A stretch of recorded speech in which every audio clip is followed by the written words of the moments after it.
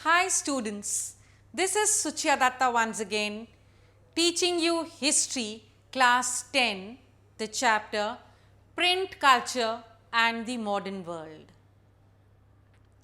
All of you started reading your books right from class prep and till date you have been reading. You also read your storybooks and also the newspapers. Have you ever thought, how did this technology develop? That is the art of printing. It must have taken long years for the printing to come into the shape that it is today. Where did it develop? How did it develop? What are the new technologies which actually have given the shape as we see today is the need of the hour that we need to know exactly. But before I start with the chapter and give you the queries of all these, let me tell you about the difficult terms that you must know before we start. Calligraphy. Calligraphy is in fact an art of beautiful writing. A decorative writing is in fact calligraphy. This was required because in the beginning when printing press was missing, it was written by hand, the books, so they needed to be beautifully written in order to attract the readers. Next is autobiography. Autobiography is in fact the history of a person written by himself. That is, when a person pens down his own account, his own history, his own life story, that's autobiography. And when somebody else does it for us, that is a biography. Next is anthology. Anthology is in fact a collection of passage from literature, and when it is collected in a series, in a book, at a place, that's called anthology. Next is scribes. As I said, the printing press took lot of time to actually develop. So there used to be people who used to write by hand. And these people who wrote by hand the stories, the books, those people were called as scribes. As I said, they were the people who wrote by hand the books. Next is manuscripts. Manuscript comes from two words, manu plus script. Manu means by hand and script is a writing. So, when a book is written by a scribe, by a person in hand, that's called a manuscript. That is the book written in hand by a person is a manuscript. Simple as that, it is not printed. Next is vellum. Vellum is a parchment of the skin of a calf and sometimes also of other animals. That's a parchment.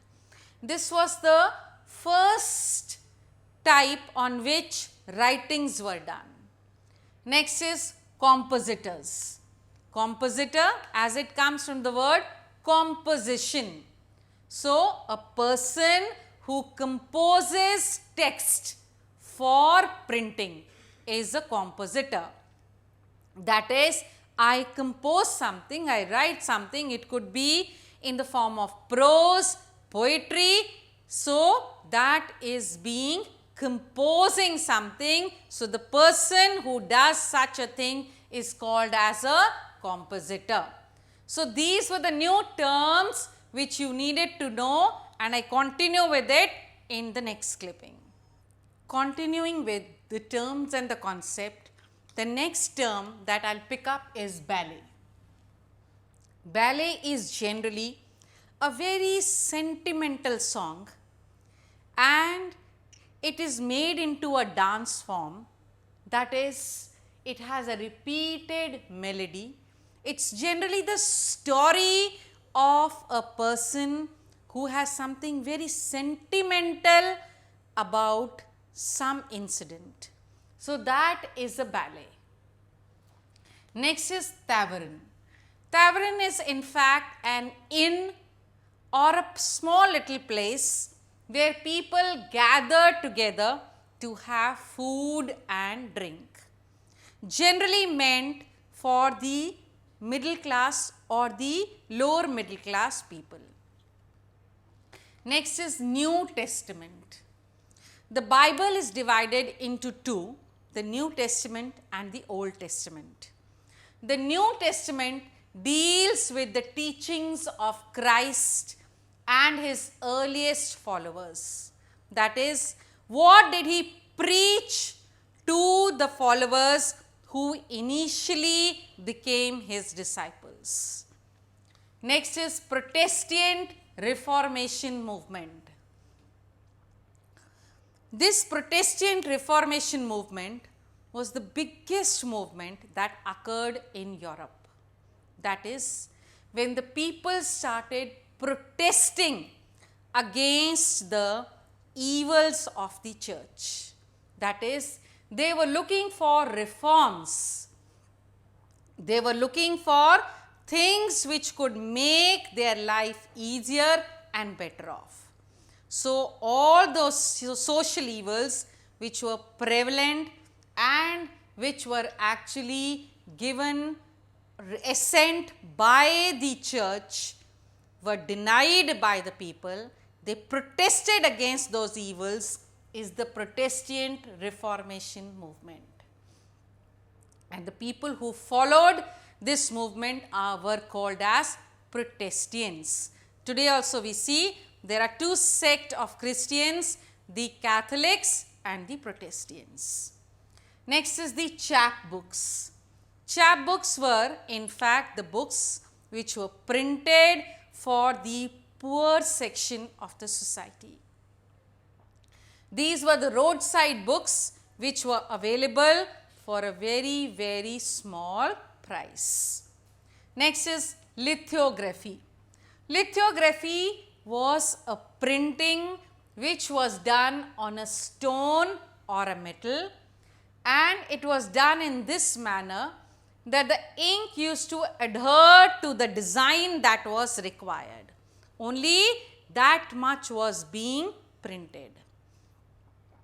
Next is vernacular language. Vernacular language is the local language, the local dialect of the people.